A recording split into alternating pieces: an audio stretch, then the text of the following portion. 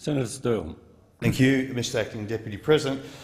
Mr Acting Deputy President, it would be a oxymoron to say that this topic about Qantas certainly is emotive, but I think what we can take from this for anyone listening out there is you wouldn't find a senator in this chamber that is opposed to seeing a healthy and vibrant Qantas. But before I do go to the Qantas Sale Amendment Bill 2014, I just think it's important that I wish to make a few personal comments. Mr Acting Deputy President, it comes as no surprise out of the 76 senators in this building today, there are two who can lay claim to being very, very close to Qantas through our previous lives as organisers, and I never ascended to the great office of National President and Branch Secretary as you did, Mr Acting Deputy Chair, but you more so than me speak with authority because you actually were an aviation worker, and I'm getting yelled at by Senator Billick. I'm actually talking about senators who have had active involvement with Qantas and Qantas employees, and from very, very warm, wonderful achievements that we collectively through the TW achieved on behalf of our members at Qantas over the years. And I think Senator Gallagher mentioned to me since 1952 or 56. But I do have to just take a little bit of umbrage from Senator Rhiannon, because if you listened to Senator Rhiannon, one would think that it was Senator Rhiannon, Mr Acting Deputy President, that may have been standing in the freezing cold tarmacs at 5 o'clock in the morning like you and I used to. You would think it might have been Senator Rhiannon, who was that close to Qantas workers, who would be called to the catering centre at midnight on a Sunday night, as I once was, because of an industrial accident. But anyway, I think they're very good of heart, but you and I, Mr Acting Deputy President, can speak with authority when it comes to representing Sorry, Senator Sterle. Point of order, Senator Point of order, just on clarity. I was happy to acknowledge Senator Cameron and certainly happy to acknowledge Senator Sterle for his contribution with the workforce of Qantas. There is no point of order, Senator Sterle. Yeah, thank you very much, Mr Acting Deputy President. But let's go to the heart of this amendment, or this sale bill. And it was on the 27th of February 2014 that Qantas posted an underlying before-tax loss of some $252 million and a statutory loss after tax of no less than $235 million for the 6 months ending on the 31st of December 2013. We should also note that Qantas CEO Alan Joyce announced the Qantas Transformation Program, designed to achieve $2 billion in cost reductions over 3 years. I'm trying not to vomit as I speak. This would mean the loss of 5,000 full-time positions over the next 3 years, 1,500 from management and non-operational roles, and the closure of the Avalon maintenance base. This transformation also outlined that the wage freeze for executives, that'll bring a tear to your eye, wouldn't it, that was implemented in 2013 would continue and would be extended to all Qantas Group employees.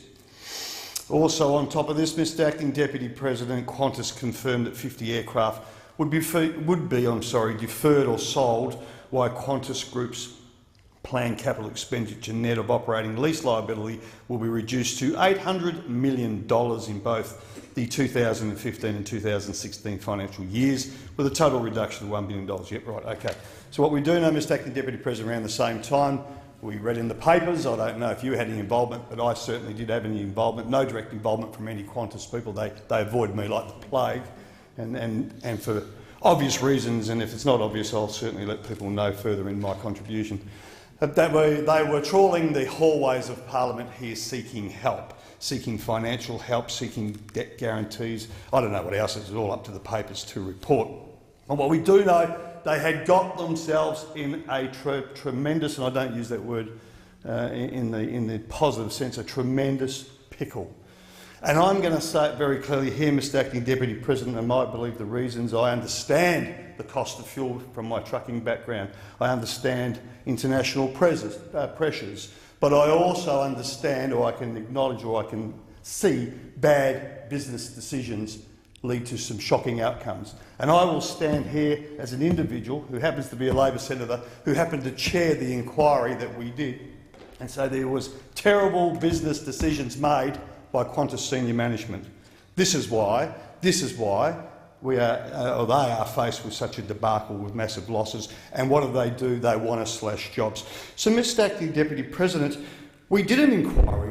We called it. It went through the chamber here. The Senate was keen to put it through and give us the ability to inquire further to see what else we could find out, what was going on.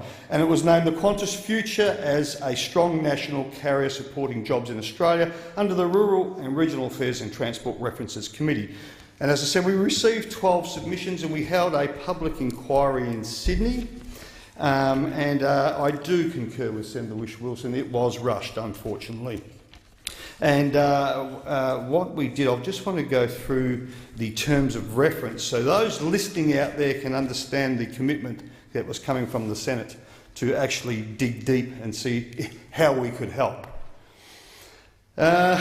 The terms of reference, Mr Acting Deputy President, was 1. The committee must consider what initiatives can be taken by government to ensure Qantas remains a strong national carrier supporting aviation jobs in Australia, including A, a debt guarantee, B, an equity stake, and C, other forms of support consistent with wider policy settings.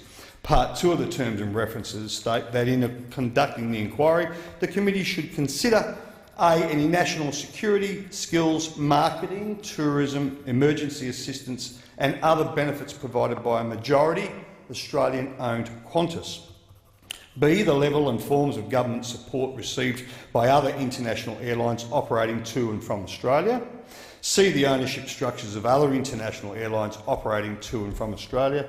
D, the potential impact on Australian jobs arising from the government's plan to repeal Part 3 of the Qantas Sale Act 1992, and E, any related matters.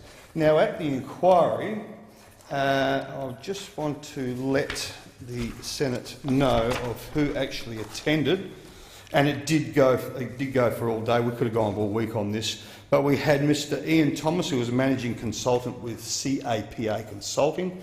We had Mr Shane O'Brien, Director of Aviation from the Transport Workers Union. We had Mr Matthew Rocks, National Aviation Coordinator from the Transport Workers Union. Mr Anthony Vincent Sheldon, National Secretary, Transport Workers Union. Ms Linda White, Assistant National Secretary of the Senator Billick, Australian Services Union. Mr Stephen Pavinas, the Federal Secretary of the Licensed Aircraft Maintenance Engineers Association. And then we had the stars of the show at the end of the hearing, who were very, very keen to talk to, Mr Gareth Evans, Chief Financial Officer from Qantas Airways, Mr Andrew Finch, General Counsel of Qantas Airways, Ms Jane Hrdlicka, CEO Jetstar, and Mr Alan Joyce of Qantas Airways.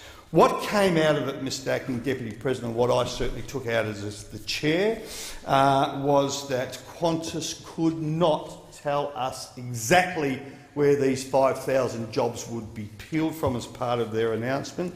They certainly, when I asked Mr Joyce could he guarantee that there would be no more job losses, there was, and as he actually said no, he couldn't guarantee. So you didn't have to be Einstein to work out, or I figured out, that Qantas have got no idea where this is going to end. So what do? They rush off for the Sales Act. They want to pull the Sales Act. The sad part about this, Mr Acting Deputy President, is I'm proud to stand here and actually stand up for Australian jobs. I really don't care who throws what at me. This is what brought me into this place, standing up for Australian jobs, standing up for Australian workers. I want a vibrant, profitable national carrier. It gives me no greater thrill when I'm overseas to see the red kangaroo, the white kangaroo on the red tail. And it gives me no greater thrill to know that some nearly 30,000 Australians, I think it's down to 27,000 now at the latest count, I think, Mr Acting Deputy President, are employed by Qantas. And I have no fear in saying that Qantas has been a very, very good corporate citizen. But I also want to echo that I've had my challenges with Qantas too, Mr Acting Deputy President, representing transport workers at Perth, and representing those workers not only in the catering section, but I will get to that, but actually being part of enterprise bargaining agreements and seeing good working conditions and wages flowing out to Qantas workers. But when all was said and done for the inquiry, I'll get back to it, Mr Acting Deputy President, that you and I and Senator Sue Lyons from Perth, Labor senators. We're joined by Senator Ian McDonald, Senator Peter Whish-Wilson, Senator Sean Edwards, Senator Rhiannon and Senator Back, and of course Senator Xenophon. But it was in the opposition senators' very, very clear view that there were a number of things that we believed the government should do to protect Qantas, to give Qantas every opportunity to be successful and to continue to employ nearly 30,000 Australians. We put out two recommendations to those that are listening. We recommended and strongly recommend the committee, from the committee, that paragraph 7 in brackets 1AA and 7(1)(b) of the Qantas Sale Act 1992 be repealed while leaving the remainder of Part 3 of the Qantas Sale Act 1992 intact. It's been talked about, I'm not going to go into it. And we also strongly recommended the opposition senators that the committee recommends the Commonwealth Government provide a debt guarantee to Qantas.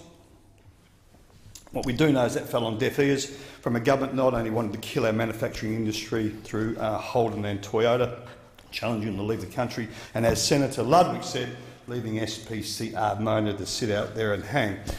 Now, Mr Acting Deputy President, in my short time that I have left, I want to share a few things with senators and those who may be listening. And I know that there's been personal attacks on Qantas management and that sort of stuff, but I think there's some very important figures that need to be on the record. Now, you see, the chairman of Qantas, Lee Clifford AO, now he was appointed chairman November 2007, and at the time the Qantas share price was $5.71.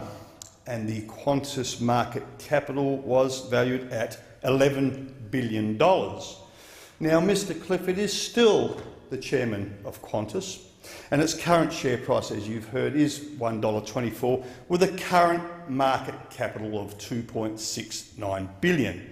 So what is that? Very quickly about $8.5 billion less than what it was when he took the reins. Now, I do want to share this too for those that are listening.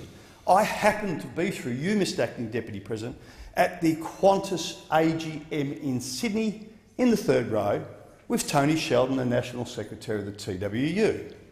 And it was there in Sydney in October 2011 when I sat there and looked at the board while they were blowing wind about how great they were and how they re-run for election and got elected and gave themselves a pay rise. Don't worry about that. They gave themselves a pay rise. I'm sitting in the third row, thinking, oh, third row, well, fair enough, I'm not against pay rises. Good on you, tremendous. It was no less than 48 hours later, or 24 hours later, Mr Acting Deputy President, through the CEO, Mr Alan Joyce, that he held the gun to the country's head and announced that he would be grounding the airline. 24 hours after these people had granted themselves massive pay rises. Because why? Because the TWU members employed around Australia had 2 4-hour stoppages, I think, and the pilots were wearing red ties. Mr Acting Deputy President, it grieves me, it absolutely grieves me when you have a company crawling around the hallways here in the ministerial wing wanting the taxpayers to bail out shocking business decisions while rewarding themselves with pay rises, but when it all turns to custard, aren't they wonderful because they won't take their pay rises? Now, I just want to share this. This is really important that people out there understand the sort of money we're talking about.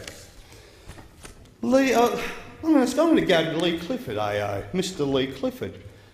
While he's out here sending Mr Joyce down here to try and get taxpayers' dollars to resurrect a company that's suffering badly through bad business decisions, is on no less than, all up, $635,000. Now, not bad for a few meetings you chair a year. There's other names here, I won't have the time to go through them. But when you look at non-executive directors on $249,000, $271,000, $310,000, $309,000, the list goes on. Mr Acting Deputy President, they've conned this mob. They've conned this mob over here because they have to have these high wages while the company's spiralling down. What do? We go out and blame the unions. Let's go out and blame the mums and dads. I don't see them as union members, I see them as people. I see them as members of the community who proudly wear that Qantas shirt or that Qantas scarf or that Qantas dress. And I've got to tell you, Mr Acting Deputy President, through my years of organising, through the Qantas flight catering in Perth, not only Qantas flight catering, but Qantas freight, Qantas ramp services, Mr Acting Deputy President, your old stomping ground, baggage handlers, aircraft cleaners.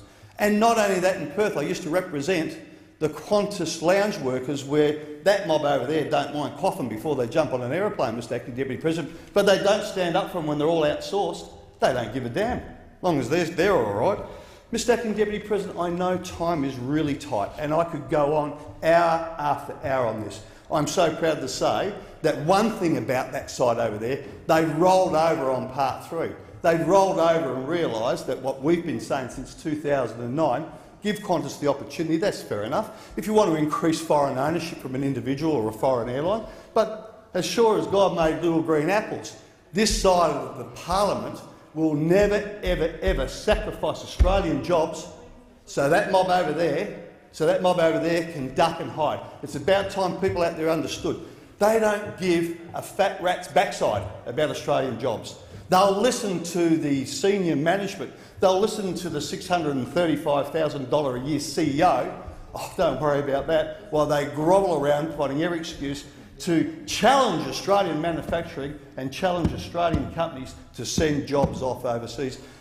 On that, Mr Acting Deputy President, I will leave it at that. We will not be supporting their bill.